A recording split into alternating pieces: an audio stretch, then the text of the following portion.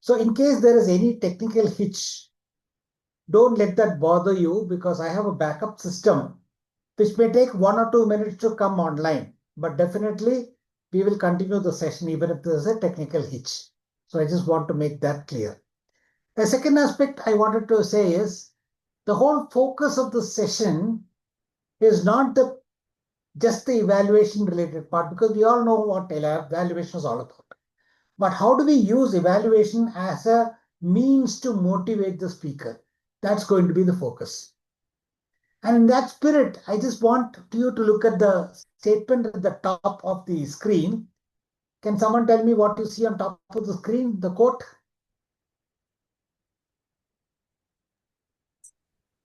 Best evaluations are part mirror, part crystal ball. Very good. Thank you very much. The best evaluations are part mirror, part crystal ball. Why does it say so? Why do we think good evaluations are part mirror, part crystal ball?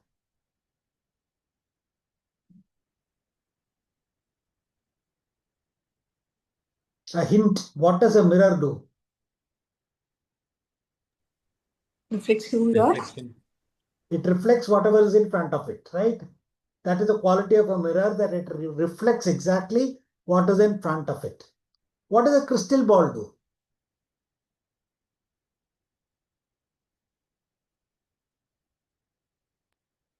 It helps us gaze into the future. Gaze into the future. In other words, it kind of lets you to evaluate what the future of that speaker is likely to be. So therefore, when we say the best evaluations are part mirror, part crystal ball, what we really allude to is it reflects current reality while revealing future possibility. A great evaluator does not just stop with saying, this is what I saw. We will talk a little more about it towards the end when we will close this with the same kind of a sentiment on how good evaluations are part mirror, part crystal ball. All right. So with that, let's get to a quick exercise. And are you all able to hear me? Yes. So I want you to keep a pad and a pen ready, Andy. Just note down any of your observations that come up. I'm going to give opportunity to a few people to come and give a quick evaluation, a 1-minute evaluation. All right. So here we go. The title of the speech is Pull Back. Pull Back. Today, I woke up yesterday. Seriously. I got up I thought it was about 5 a.m. when I got up. But when I looked at my watch, I realized that it was 11:55 p.m. 5 minutes before midnight. I tossed and turned on bed for a long time after that. I was not able to go back to sleep. So I decided that I will get up and start the day. I went to the bathroom, picked up my toothbrush and toothpaste. There were so many things going on in my mind. I had called the carpenter home at 10 o'clock for some work at home. I had committed to Novartis to give them an approach note on negotiation and influencing. And I had committed to Srinivas and to Chandra that I will do this session as well. So many things were going on in my mind that I didn't realize I must have pressed the toothpaste very hard. About 6 inches of paste jumped out from the tube. Now, like normal human beings, I also need only about an inch of toothpaste to brush my teeth. And I don't like to waste things. Therefore, I was trying to pull back the paste into the tube. But I wasn't successful. I realized after facing this challenge that similar to toothpaste, which once it gets out of the tube, it's very difficult to pull back. Similarly, some harsh words, when it escapes from our mouth, it is very difficult to pull it back. Friends, how many of us realize that maybe with our parents, or with our siblings, or with our spouse, or with our kids, or with our friends, or with our neighbors, sometimes we spill certain harsh words. And then we regret because sometimes it may spoil the relationship. Like, for example, calling India a dead economy. It's harsh. And now to draw it back or pull back is going to be very, very difficult. A trust once lost stays lost forever.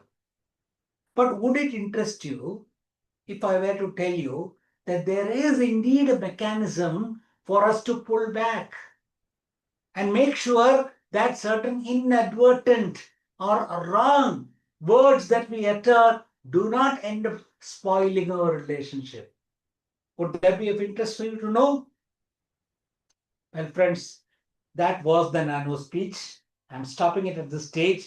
So many of you may have made certain notes, but I would like a volunteer to come up and give a 1 minute evaluation of the speech. Timer, please note, flags at 40, 50, 60 seconds.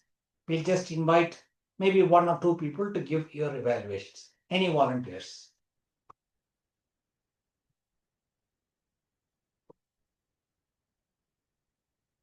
We all know that this is not spectator sport, and therefore only from participation we can learn. So I'd encourage you, any of you, come and give a 1 minute evaluation of the speech.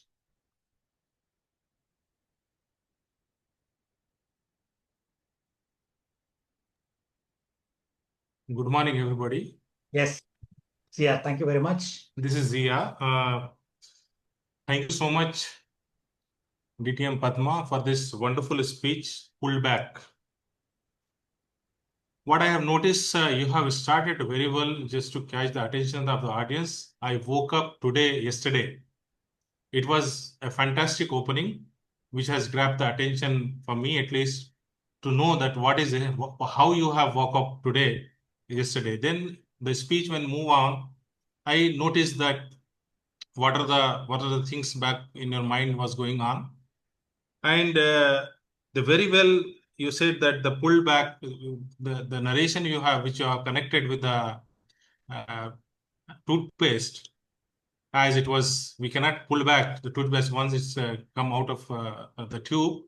Similarly, you have given your speech to the not only the Toastmasters speech, you have given something related to the recent topic, which is the dead economy. Directly from the Zoom speech, you have connected directly to the US president. So it's a fantastic speech, I can say. The only thing what I have noticed is I think the conclusion was a little bit abrupt because you don't want to take much of your time. Just it's a demo speech. So that's it. Other than that, you have given a fantastic speech. Over to you.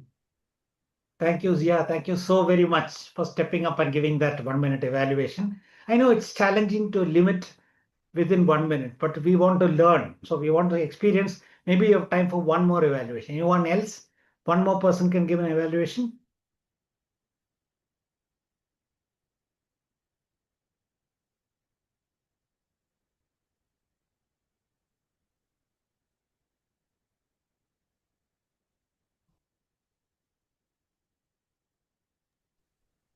Maybe I would like to leverage the opportunity. Yes, please do. Okay. Thank you. Thank you, DTM Padma, for the wonderful speech on pullback. As there is a saying, once we do anything, we cannot pull it back. Only option what we have will be either to revisit that, retrospect, and reflect on it. That is the takeaway which I got from your speech to me today. I would like to break my evaluation into 3 parts. What are the things that went well? What I heard which can be done better? And what is the summary or the call to action which I felt as an evaluator when I listened to your speech? One, firstly, you started with an analogy of the sleep. And that was a very good way you catch my attention. And then it made me listen, and you captivated with the content by even referring with the analogy of toothpaste. So that gave me an example. Okay, once we push it, we cannot take it back. And I was able to relate the other analogies which are coming into the mind. It can be related to the life. It can be related to the work we do or any action. That is what I interpreted in part of your speech. And second, how it is also impacting the economy with the decisions or like any actions like which are happening is a different interpretation which you try to draw like part of connecting your speech. But only one thing which I felt I was not convinced was like how is it related can be added with a better example. Maybe this I'm assuming to the personal life, and also since that is a very good example of the toothpaste, so I was able to relate to it. But for the economy, like not everyone may not be having the understanding of this economy. How it will be impacting can be given with a detailed one or two examples, and then this connection could have been more smooth, is what I felt like when I tried to listen to your speech. Overall, what I felt was that your speech intention was to pass on to the audience as a call to action to take an action that anything like which we do cannot be taken back. So we need to do it with caution and then do things with caution is what I interpreted. With that, back to you. I conclude on my evaluation. Thank you. Thank you so much, Zia and Chandra. Thank you, first of all, for stepping up to the plate. I know it is a challenge to give a 1 minute evaluation, and that too of a speech which lasted just about a minute or so. So you really did a wonderful job in terms of picking on certain points. And I'm going to use this as the example to really talk about evaluations. That was the intent. So therefore, thank you very much for participating. And I go back to sharing my screen. Give me a moment while I get the screen back again.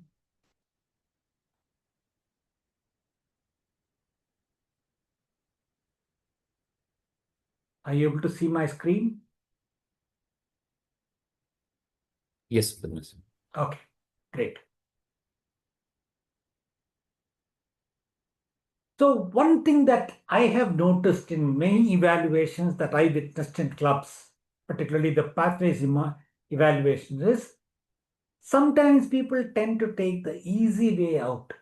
What I mean by that is they say, okay, your eye contact was like this, your body movement was like this, your stage presence was like this, you should have said this point at this point in the stage, this point at this. I think it has been beaten to death. Those kind of things which are very, very generic kind of inputs are things that are being beaten to death. And that is the reason why people do not really feel the value in the evaluations that are coming up. So what is it we can do in order to make sure that your evaluations create value? What are some of the questions that we can potentially ask at the end of an evaluation, of the end of a speech, so that we can add value into our speech? Here are a few suggestions from my end. These are not exhaustive by any means, but indicative of the type of questions that we can focus on if we have to derive value from a speech that we listen to. Firstly, what was the strongest moment in the speech from your perspective and why? Obviously, you have to pick and choose a strong moment. Where is it that you felt the maximum connected? And why did that connection happen? Because like Mary Angelou said, people may forget what you say, people may forget what you do, but people will never forget how you made them feel. How you made them feel. So if some part of the speech made you feel special or made you feel vibrant, that is something that you can latch on to and comment. So this is the first question I would like to present to you. Think about what was the strongest moment in the speech that you just heard and why. The second question I would like to present for your attention is, what is one change that would make the biggest difference? We end up giving certain suggestions, but sometimes it is force-fitted. Those suggestions are force-fitted. We have to look at improvement suggestions vis-a-vis the speech that was given by the speaker. In this particular speech that you heard just now, what is the one change that would make the biggest difference? This is the second question I would urge you to focus on. The third question will be, what superpower did you see emerging in the speaker? Like, remember, we talked about it's not just a mirror that reflects whatever is the reality in front of it. It is also a crystal ball which projects how in future the speaker could potentially develop into a great speaker. So what is the superpower that you saw emerging, and how is it that you can help the speaker to realize that power? So our today's session is going to be really focused on these aspects. We are not going all the way into various aspects of evaluation, etc. We will touch upon some of the aspects as we go along, but by and large, it will be focused on how do you make your evaluation valuable. That is the focus. Okay. Many times you may have heard it said that evaluation is the most important segment of a Toastmasters meeting. Have you heard that said? Please show a raise of hands if you have seen this or if you have heard this said, either by the TMOD or by the general evaluator. This is the most important part of the meeting. Anyone has heard this? I saw one hand going up.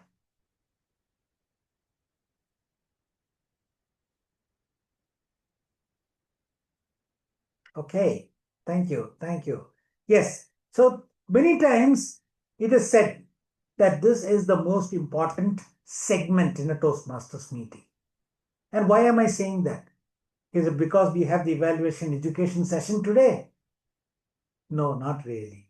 There are valid reasons as to why an evaluation session is considered to be the most important segment of a Toastmasters meeting. And to understand that, we need to first look at why do people come to Toastmasters at all? People come to Toastmasters to improve their communication and leadership skills. No questions on that, right? That's our declared vision. That's our declared mission. We want to help people improve their communication and leadership skills. And we find that evaluation session provides immediate feedback. There are so many other forums where you go, give a speech, you come back. Sometimes some people may say, oh, I like your speech. But by and large, it is a very superficial, overall kind of input that's given. And only when you approach for feedback. And when you approach for feedback, in order to feel nice, they may just give you some nice words to say, you did well, you spoke well. But Toastmasters forum is the only forum where there is so much of importance given to evaluation that it is a process by itself. It is a 1/3 of the entire Toastmasters meeting, a segment which is led by a general evaluator. It shows how important that particular section is. And then we also learn through evaluations how speakers get better. And therefore, the impact of this is that evaluators are directly responsible for the growth of speakers, for the growth of the Toastmasters Club, as well as for the movement, Toastmasters movement as a whole. Now you see the whole thing, the foundation is the quality of evaluators. If an evaluation is good, that's when speaker improves. That is when the club does well. That's when the movement prospers. And the movement has prospered now for 100 years. It's something that has stood the test of time. For 100 years, if this forum has continued and spread so widely, it's essentially because of this one quality called the quality of evaluators. Evaluators who make speakers better, who make the club stronger, and who add value to the movement as well. And this is the reason why we say evaluation is the most important segment of the meeting. Having said that, we keep saying good evaluation, good evaluation. What is good evaluation? What is the art of good evaluation? What are some elements that should be present in an evaluation in order for it to be qualified as good? Yeah, I'm not talking about a long essay, but if you were to talk about one or two key points which really represent whether an evaluation is good or not, what are those one or two things? And here is what I would present. I encourage you to think about it, encourage you to revert about the things that I'm talking. The best evaluations are honest and supportive. two great qualities. It has to be honest. The speaker's skills must improve after each evaluation, which is the reason why we spend a lot of time giving feedback in terms of actionable terms. And we'll talk a little more about that as we go along. The second is it has got to be supportive. By its nature, evaluators are trained to look at what can be done better. And it takes a great heart to be able to couch this information in such a motivating fashion that the speaker feels motivated to come back and give the next speech. If by very nature of finding something that is not good with the speech, if we allow that to cloud our entire vision, then we'll end up giving a feedback that is not necessarily very motivating. So we may be an evaluator, but we are not a motivator. This is the fine art that really makes Toastmaster evaluation special. That how do you end up adding value and at the same time ensuring that there is motivation to the speaker to come back and motivate. We'll see that little more detail. So for me, there are 5 categories of evaluation. As you can see here, there's the whitewash, there's the black ball, there's the parrot, and there's the show off. What is wrong with the slide? Is there anything wrong with the slide? Yeah, there are only 4. Good. Brilliant.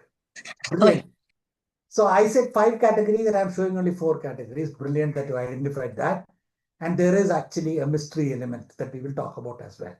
But before we get to this mystery element, let's talk about the 4 first categories. What it is. What is a whitewash category?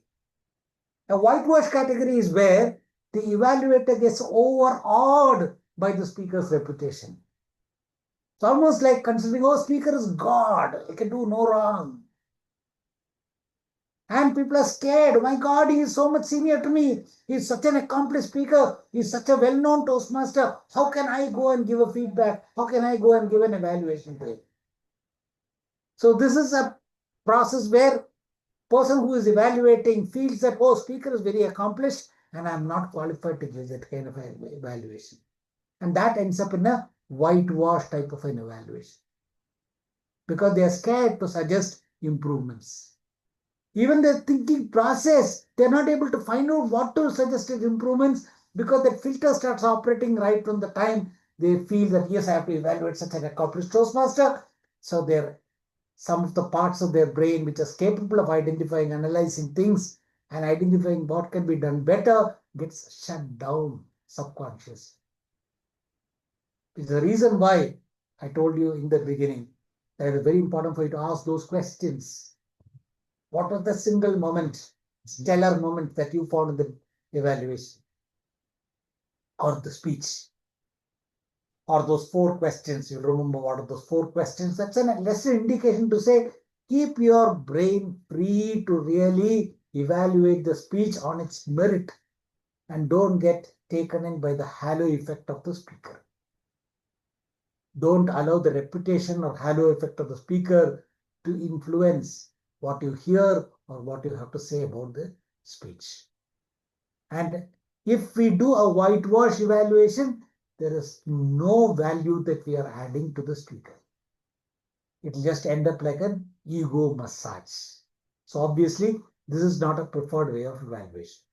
The next type of evaluation is what I call a black ball evaluation. This is the other extreme, where only black spots are highlighted. Oh, he didn't meet the speech purpose. Oh, he missed evoking emotions. Oh, he used very weak words, incorrect grammar, faulty pronunciation, so many things. And once you start on this track, it will appear as if the entire speech was full of these kind of mistakes. That's how our brain works. Once we get on to the left side processing and identify things that are not going well, only those things become more and more and more evident. And lose the ability to really look at the thing in a nice kind of fashion. And what happens when you give a black ball evaluation is that it makes the speaker squirm in her seat. She almost wishes, God, please make all these people deaf for a few minutes while this evaluator finishes the evaluation. I don't want them to hear what he has to say. Yeah. So this is the other extreme in terms of taking a blackball kind of. The third type of evaluation that I have come across is what we call the parrot evaluation. I heard you say this, and then you said this, and then you refer to this, and then you give this story, and it's almost a replay of the entire speech. What that projects is the phenomenal memory and the note-taking capability of the evaluator. Nothing more. Speaker will feel good, but leaves with zero new learning. So parroting is also not a good way of evaluating. We've seen three so far. First was the whitewash, second was the black ball, third is the parrot. Yeah, and the fourth evaluation, which is not a suggested way of evaluation, is the show off, where the evaluator is focused on influencing or impressing the audience, and therefore you find a lot of jokes, anecdotes, language flourishes. Sometimes it's totally unconnected to the speech itself. It's almost as if the evaluator wants a spotlight on him or her and goes about giving a great performance, almost like a mini speech. And again, it's not an evaluation of the speech that the speaker gave. Very important to remember that the spotlight has got to remain on the speaker, and the evaluator cannot steal away the limelight by giving us evaluation that is, unconnected and at the same time is trying to impress the audience. So as we said, these four types, whitewash, blackball, parrot, and show off, these are not the types of evaluation that we should be indulging. Therefore, the question comes, who is this mystery character? Who are the mystery character? Who is the fifth category which we want to really focus on? The fifth category is what we call the balanced evaluation. And what is the balance? Between reinforcing what the speaker did well in the speech and redirecting or suggesting improvements. How do we provide a fine balance between the two things? So reinforce what the speaker did well and redirect where you want the speaker to do something different. So when we get a balance of these two things, we end up with a good evaluation. And therefore, it's very important for us to also provide a challenge for the next speech. And that has got to be contextual, relevant.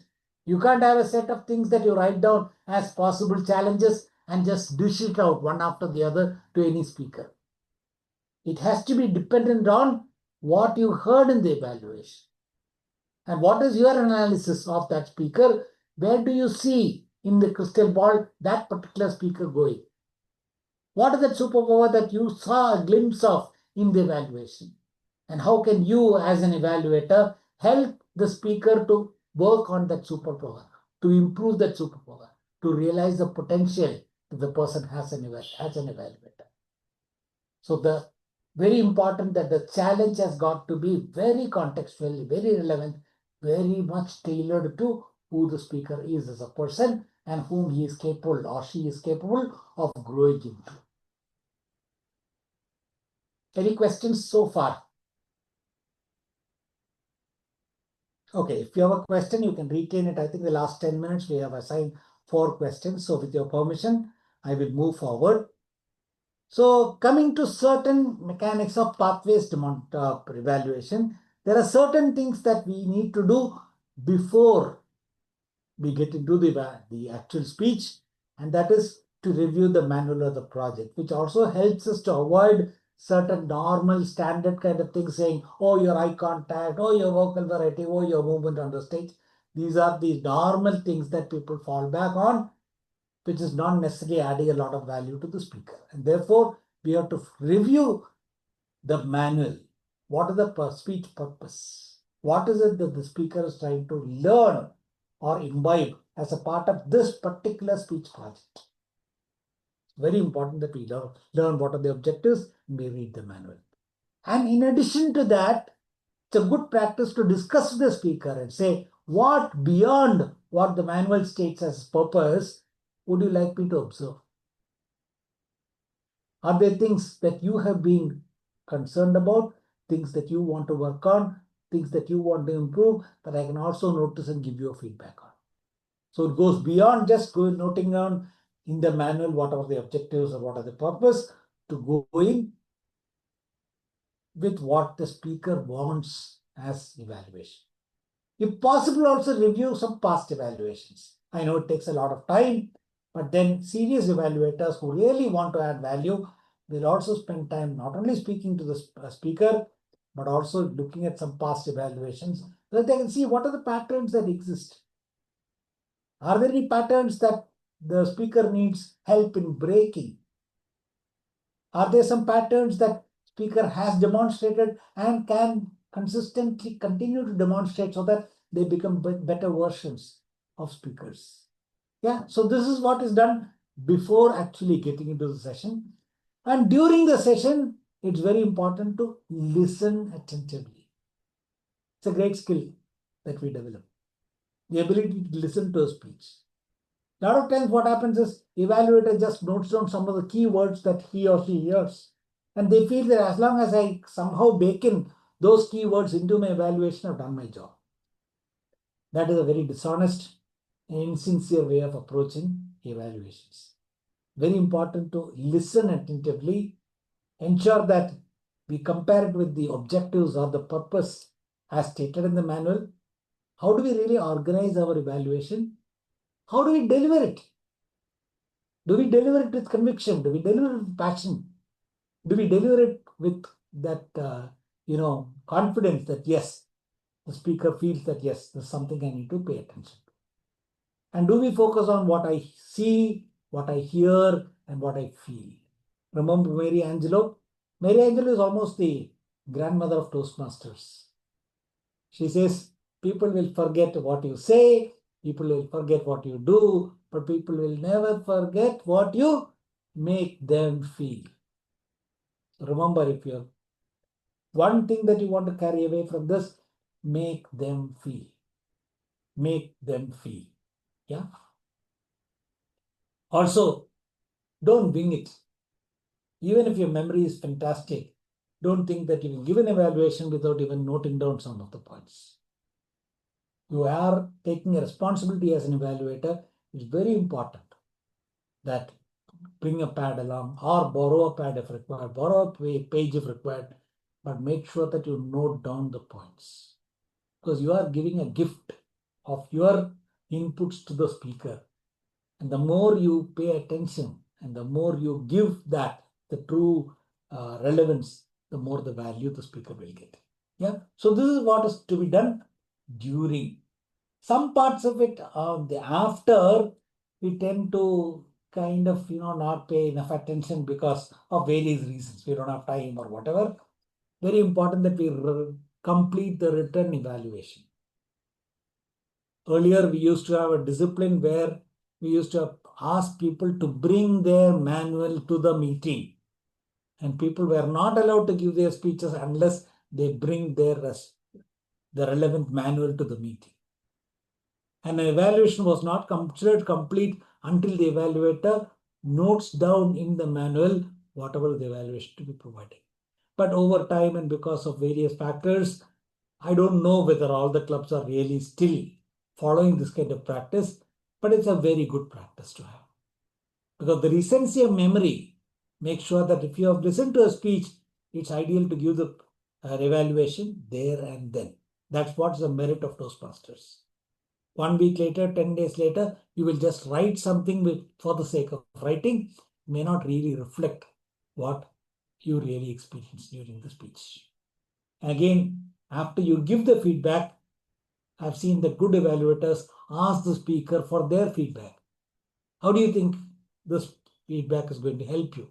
Or this evaluation, what are the 1 or 2 key points that you took from the evaluation that I gave you? And how do you plan to work on it? And what help do you need if you have to make it part of your superpower?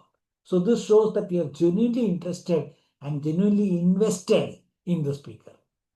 Not just doing it as a mechanical function saying, I was told to evaluate, I given the evaluation, oh yeah, no. We want to remain continuously invested. That is what people look for as well. If you give a call 2 days after the speech and you say, I just missed giving you this particular input, I think this is also something that I felt you could potentially develop a super. Do you think the speaker will like it? Of course they will. They say, wow, person still has enough interest to call me 2 days later and add some inputs. How serious he must be as an evaluator. Yeah. And identify key improvement areas for your own next evaluation. The feedback that you get from the speaker is actually material for you to get better at evaluation. And this is the way in which we become better evaluators over time. Any questions up to this? Fairly standard material for the experienced Toastmasters in this team, but I would like you to reflect on how much of this we actually are practicing and how much of it is just in the knowing zone. And like is famously said, knowing is the same, not the same as doing. If you're already doing all of these, great, fantastic. But if you know it and not yet doing it, please reflect on it and see what part of it you can start doing as well. And for the newer Toastmasters, newbies, I don't know if there are any in the room, but if there are any new people in the room, good practices, something that we develop right from the beginning. Not after we have established certain practices. Trying to change that is very difficult. As James Clear said in his famous book on building good habits, it's very important to build it right from the start in a desired way or a good way. So follow these kind of guidelines right from the beginning if possible. That's much better than trying to correct something that has already gone wrong. Yeah. Okay. So when you deliver the evaluation, one is we treat it as a dialogue with the evaluator, with the speaker. So, for example, if there are some strong points, I'd like to directly in first person talk to that person and say, hey Chandra, this is what I liked in your speech. This is how I felt very good about the way you related that story about that Malayali nurse and the way she brought in some accent and how exactly this whole thing impacted the story. Now, this is a very, very specific kind of input that I'm giving. But if I'm going to give a suggestion for improvement, it may help to generalize it. To say that when you're talking about those kind of things, rather than addressing first person, say when a speaker speaks about this, it's advisable to do it this way. So that's my way. I'm not saying that's the only way. There are other people who may believe differently. But my thing is, if you have to commend, do it in first person. If you have to recommend, do it in third person. And use positive words or statements. Avoid certain of those deterministic words like you never do this, or you always do this, or you fail to do this. These are very harsh words. And remember, right at the beginning, I told you, it's very difficult to pull back once a harsh word goes out. How do you know he always does it or she never does it? Okay, I think we were talking about not using deterministic words like never, always, etc. But to temper it with words like, in my opinion, my recommendation is, you may like to consider, etc. So people who have been in Toastmasters for a long time, they already know about this, but still knowing is different from doing. So if we are already doing it, great, continue to do that. And if it is something that you know but would like to start doing it, now is the best time. Yeah. And always end on an encouraging note. Now, I know that we had some disruptions, so I want to go quickly for the rest of the stuff. A question that comes up to me frequently, am I audible? Are you all able to hear me? Yes, yes. Okay. So one question that comes up is, how much of humor should we use in evaluation? We'll use the 10 minutes question answer to further discuss this, but I just want to make some points. One is drop inhibitions. If you want to use humor, you have to drop inhibitions. You have to say, okay, I am going to boldly use my humor in evaluation. But remember, no sarcasm. No sarcasm. It has to be pure humor. Retain that subtlety and make humor as the icing on the cake, not the whole cake. If your entire evaluation is a joke a minute kind of a thing intending to make people laugh, you are in that show off category rather than a true evaluator kind of category. And therefore, it's very important to retain humor as the icing on the cake, but have a material stuff in the cake, whatever is the cake is made of. Yeah. So key takeaways. We talked about it being honest and supportive. We said don't whitewash, don't blackball, don't parrot, don't show off. Have a balanced evaluation and balance between two factors, reinforcing things that the speaker did well and redirecting where the speaker can potentially do different things. In other words, make sure that you focus on what you heard, saw, and felt. And Mary Angelo said it very clearly. People may forget what you say, people may forget what you do, but people will never forget how you made them feel. Make them feel. And another tip is evaluate the performance, not the performer. It is that day's performance in terms of speech that you are evaluating. You're not evaluating the person. So don't be judgmental about the person. Talk about the performance. And remember to have the humility to get the feedback about your evaluation. Don't assume that I'm the evaluator, I'm the person who has the final judgment. I can call a country dead, economy dead, and nobody can do anything about it. No. Have the humility to make sure that you ask for feedback. What part of the evaluation worked for you and what is it that you liked, etc., which also helps to feedback to you, so to make you a better evaluator going forward. Okay, so I also want to share with you as a last thing, a SPARK framework. We won't spend too much time on this. Most of it is self-explanatory, but if you have questions, I can answer that during the Q&A part as well. SPARK, the S stands for specific, use concrete example. The earlier example when I said in Chandra's speech, he talked about the Malayali nurse in the hospital who had certain accent, etc. That is very specific, right? So it's very, very specific, concrete example that we are giving. Not just saying, oh, your speech was very good, your speech was very humorous, or your speech was very sad. Yeah. So those generic kind of things don't add value. We have to build in specificity. The second is to leave a positive impact. Remember that you are evaluating to motivate. And the ultimate question is, will the speaker want to come back and give a second speech? Yeah. A success of an evaluator is making the speaker feel that, hey, this is lovely. I want to come and give my next speech. Ideally, he should also say, he or she should say, I want the same evaluator next time. But that's not practical always. But I'm saying in terms of sentiment. Yeah. Third is actionable. Give actionable next steps. In US, they have this practice of show and tell. They ask kids to bring something from home, show it in the class, and tell about it. Yeah. Some of you may have heard about this in K-12 in US. In somewhere in India also, it's beginning to get practice. They encourage kids to bring something from home, show it, and talk about it. That is called the show and tell. Now, in Toastmasters, we follow a slightly different approach. We talk about tell and then show. Meaning, don't just tell, show how it is done. For example, if in your speech you had a segment where you're taking a walk in the park with your loved one holding a hand and touching the flowers as you walk, and suddenly a dog starts chasing you. The pace of your speech will have to necessarily be different, right? When you're walking in the park with a loved one and whispering sweet nothing into her ears, that is a certain pace that you maintain. But when the dog chases you, you are running, trying to find a tree that you can climb to escape from the dog. Now, the pace also has got to be different. So, just telling may not suffice. Tell and then show how it is done as well. Wherever it's possible, give a practical demonstration.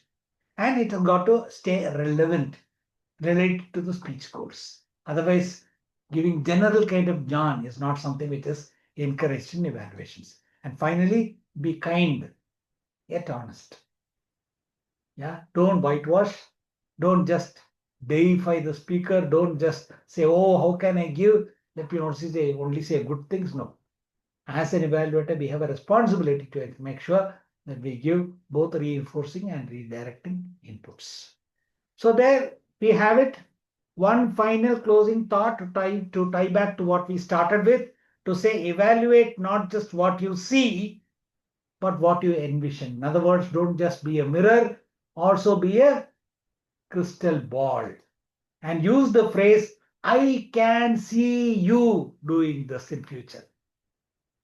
Your recommendations to lead to a better speaker going forward and to paint a picture of their speaking future. Very, very important. If there's one distinction that you want to carry away from this, please don't just evaluate the current performance, also envision the future performance of that speaker. That shows how much you're interested in, how much you're invested in that speaker. Good evaluators don't just observe performance, they ignite transformations. Folks, that's all I have for you today. We are now open for any questions. I'm going to stop sharing this. Meanwhile, there is a WhatsApp number available. If any of you want to take a picture of it or note down, I'll leave it on for a couple of seconds. And then we'll open the floor for questions. Yeah, there is one question in the chat window. What is the K in the Spark stands for? What is the K in Spark stands for? Kind yet honest. Be kind, but don't be dishonest. Thank you. Yeah, it's time for Q&A. If you have any particular questions or anything related to the current evaluations, like please do bring up. I have a question. Yes, Ashish. Sometime when you're evaluating, you just go through the content, like you said, like a parrot. And so, how to avoid that tendency? Like some people said, like feeling. I thought, how can I feel better? So, should I not write? Because when I'm writing that speech, I'm into too much content. If I don't write, I may forget. So, how can I feel it during that entire 5 to 7 minute of process? So write down by all means, definitely write down. But remember those 4 questions that I talked to you about the beginning of the presentation? When you listen to the speech, what are the 4 questions that you can ask yourself? You are mining value from the speech. See, repeating what the speaker has said again is only showing how much of a note-taking ability you have or how powerful a memory you have. But that's not the intention. It's not to showcase the memory. You have to ask some incisive questions to yourself first. And the response to those questions, do you want me to display those questions one more time or do you recall? If you can please repeat it once. Yeah, sure. Give me a moment. I'll get that screen back again.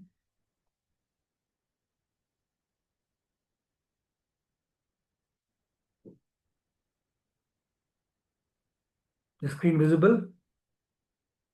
Yes.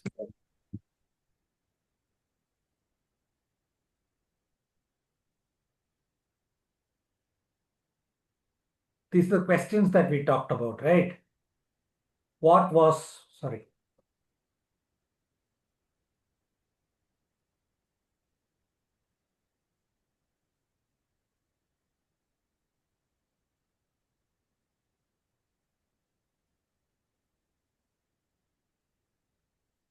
So these are the questions that we talked about. What is the strongest moment you felt? This is nothing to do with noting down. You are noting down everything. But after noting down, you are not just going to just read from the notes or just select some points from the notes and say it. You're going to ask yourself these incisive questions. What is the strongest moment you felt and why? And what is the one change that could make the biggest difference? And what superpower did you see emerging in the speaker? And how can you help the speaker to realize that power? So this will make sure that we don't end up as a parrot, but we stay relevant to the speech that was given, but give some value-adding inputs. Does it answer your question? Ashish? Yeah, it does. Thank you so much. Thank you. Any other? Yeah, maybe you want to add on what was the black ball again was the question. Is it like say talking about the dark side or negative side of things in the speech? Like you want to add on anything apart additionally? Yeah, black ball is the opposite of whitewash, where you tend to see all the things that were not right in the speech. And you start off on that, then more and more those things only will appear in your vision. Once you start seeing some things which is not up to the mark, particularly in the first part of the speech, about first 15-20 seconds, if you make a certain impression about the speaker, oh my God, this guy has got terrible language, this guy has got terrible grammatical issues, then that is what will be highlighted throughout the entire speech. Not only that, other things that are not working well for the speech will also show itself. So we have to be very careful that that filter does not bias us towards the whole speech. We end up noticing certain things that's working as well. And for those incisive questions are very, very important, where you will have, an opportunity to ask this question. What is that moment that really stood out for me? And how is it that I can help the speaker to develop that superpower, which I saw a glimpse of? Yeah, Kranti, if you're comfortable, you can come on video. Else, please go ahead and ask your question. Yeah, just a second. Are you able to see me? Yes. Kranti. Okay, so the question I have is around the timing. So we have like 2 to 3 minutes. How do you, or rather, what do you recommend in terms of how much time I should focus on what I feel, and what is the time which I should focus on probably on the other aspects? I know, like you mentioned that don't focus on the let me reword it. Don't focus too much on the delivery aspect. You probably have to focus on how you feel. But feel even the delivery aspect will give value to the speaker. So just want to understand what is your recommendation of splitting it within the 2-3 minutes. It's a great question. I wouldn't time box it to say that, okay, I'm going to provide so much seconds for this, so much seconds for this. That is straitjacketing ourselves unnecessarily. Okay. It is the essence that we have to communicate. Therefore, those initial incisive questions that we're asking give us the core of what we want to communicate as the evaluation. That by itself decides what is the time distribution that you will give to the various aspects. You are not saying, okay, for next 10 seconds, 30 seconds, let me focus on this. Next 15 seconds, let me focus. No, it's got to be something which is really holistic, and that by itself will take shape. Okay. If you're following that kind of a thing, saying, I want to add value to the speaker, I want to talk about things that really stood out for me, what touched me, and I want to talk about the superpower that I glimpsed. I want to see how we can help that person by telling and then showing. By itself, it will structure for you. Okay. Yeah. So that's my mechanical time boxing is not something that I recommend. Okay, got it. And the other question, should we focus on the how speaker has delivered in terms of, let's say someone is giving a speech too fast, okay, someone is like completely stiff, they're not giving eye contact. Should we or should we not in the evaluation? No, there's nothing that says you should not. There's nothing that says you should not. I am only against only that being forced. Got it, got it. If you take the easy way out and say that, oh, you didn't have eye contact, you didn't move on the stage, etc. And if you use that as the full, 2.5 minutes that you'd give the evaluation, you are not adding sufficient value to the speaker. That's the point. Thank you. Thank you, Kranti. Thank you, Kranti. And Padma sir, there is another question from Ashish. How many positives and feedback should we include? Is there an ideal number? Again, I am not a person who straitjackets. I don't really say either in terms of time or in terms of numbers, etc. But if you ask me, I think it is good to at least talk about 2 or 3 positives, 2 or 3 positive things that you saw in the speech, and very important that we don't really limit it to, talk about this point here on the stage, talk about this point. I'm not saying don't do that, but don't let that occupy all the space and time. Let it have its own place in the scheme of things. More important is, what is it that you saw in the speaker as a spark? What did you see that if the speaker develops, he can end up or she can end up being a better speaker next time around? Right? If eye contact is a key issue, yes, you can mention it. But don't make only that as your primary evaluation, because speaker is not going to really pay a lot of attention or give a lot of dividend for an observation like that. He or she may have heard that several times over. It may also be a physical problem in terms of they're not being able to maintain eye contact. Fine. So don't let that limit your total evaluation value. Let there be more value than just the mechanical aspects of speech delivery. But where it is relevant, include the speech delivery aspects. Thank you, Padma sir. Any other questions? I have one question. Maybe I'll wait for anyone to go for it. If not, I'd like to pitch my question. Okay, maybe I'll go ahead with one. Yeah, go Yeah. ahead, please. Sorry, I have a lot of questions. While summarizing, I've seen people like almost coming to close time and quickly repeat whatever they said on positive feedback. So, any suggestion on like while summarizing, is just the repeat of what we said, or anything extra should we add to end in a high note? There is something called the recency effect. Recency effect says that what you do last tends to remain in memory, which is the reason why we summarize. Even in speaking workshops, they say, tell them what you're going to tell them, and tell them what you told them. Why are we telling them 3 times? What we are going to tell them, but we tell them and then tell them what you told them? Because tell them what you told them is not a repetition of the point. It is a reminder of some of the things using creative language, using your ability to convey it in a slightly different fashion. For example, I'm not that I'm boasting about it, but if you see today in the presentation, the first slide, we had this thing about not just being a mirror, but also a crystal ball. And we closed also with that same kind of a sentiment, but it's not exactly the same words. The spirit was the same, sentiment was the same, and it was a summary, but it was not a repetition. I hope you will agree. Yeah, so that's one way in which you retain the spirit of what you want the audience to walk away with, but try and use a related kind of words, terminology, etc., to build up the recency effect. The fact that people tend to remember what they heard last the best.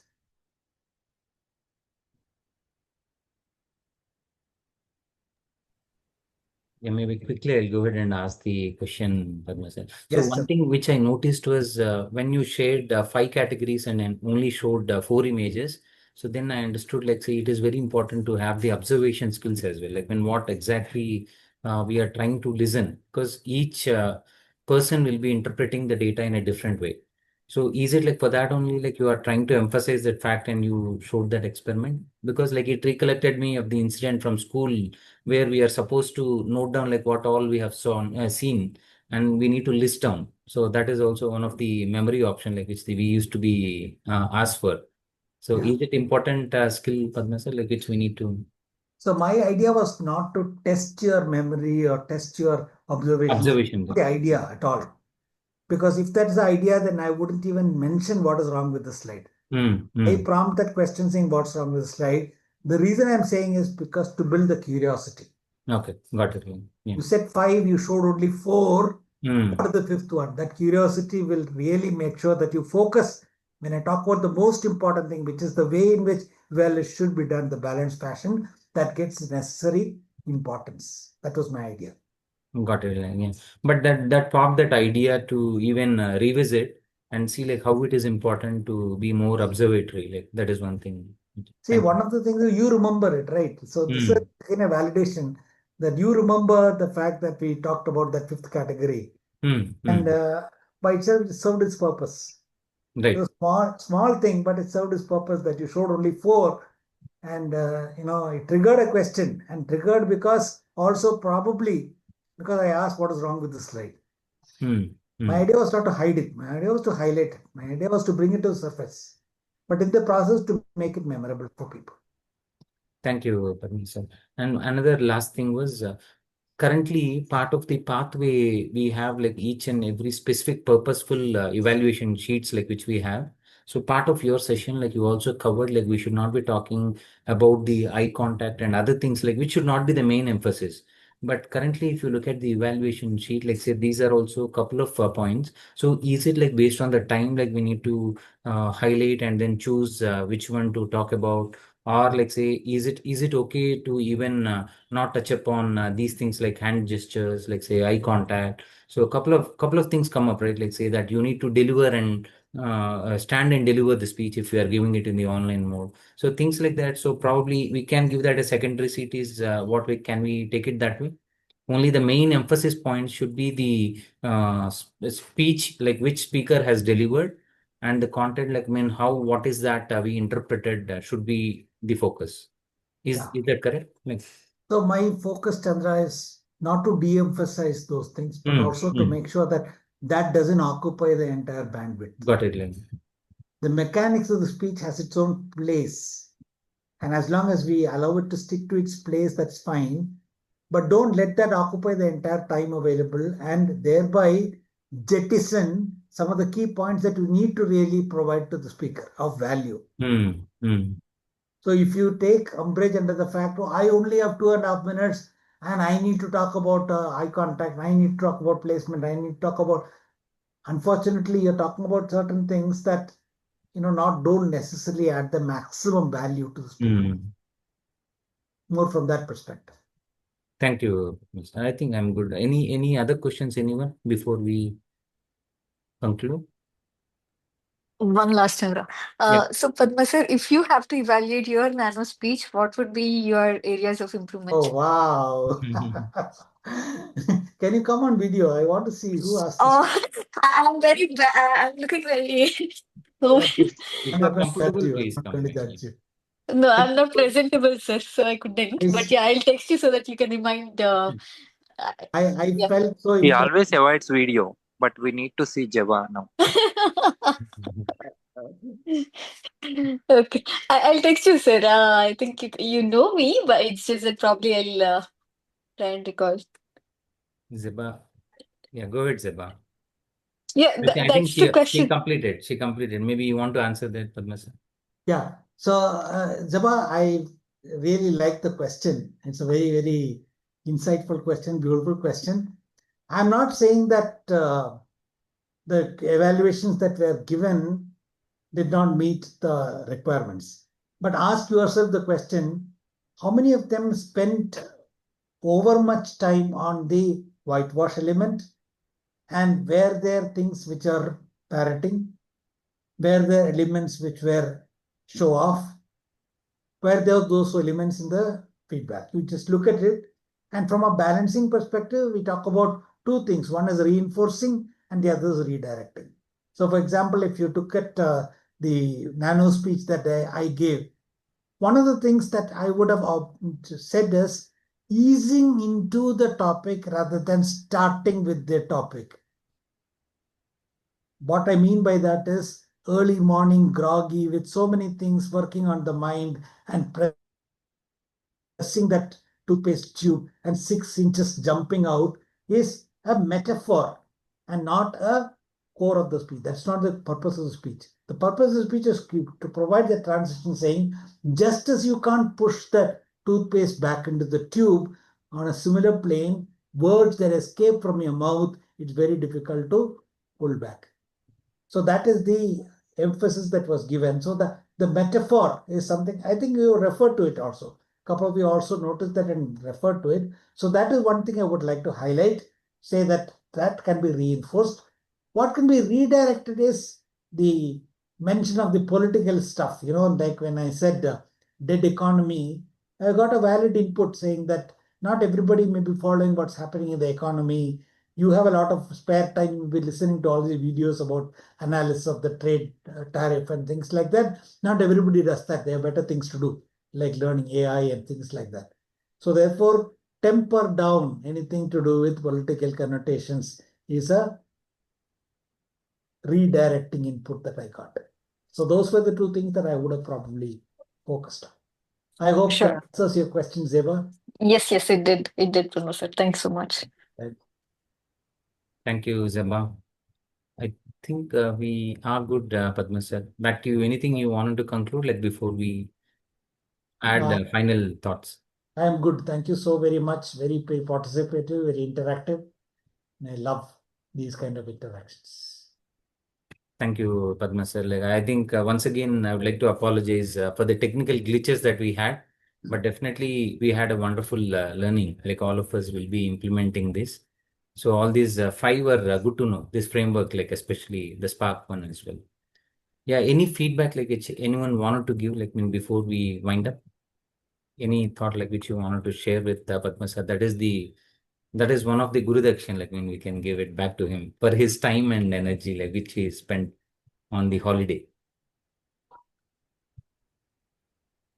Okay, I see Craig, exceptional session. Okay, Ashish, it was a wonderful session. Thank you. It's not something usual, Chandra. I learned quite a lot in this session. It's not something usual. That's for sure. Thank you, Zeba. And actually, we should thank this bunch because there are probably 3 times we kind of lost from the network and then we rejoined. So I think this bunch, a really curious bunch, maybe. Yeah. Yeah, thank you, Renu. Yeah, with that, I think thanks, Padma sir. Like a small, even I'll be sending you this one. So like thanks on behalf of us. So for taking time to deliver this session for us. So like it means a lot for us, and we are looking forward for more such sessions from you. That's one thing which we are looking forward for. Thank you. Thank you very much. Thank you. Thanks. I think Santosh, thank you for playing the role of a timer. And I think it is not possible for balancing the time. Like though we had these glitches, you managed quite well to be on track. So whatever we missed on technical glitches were taken care.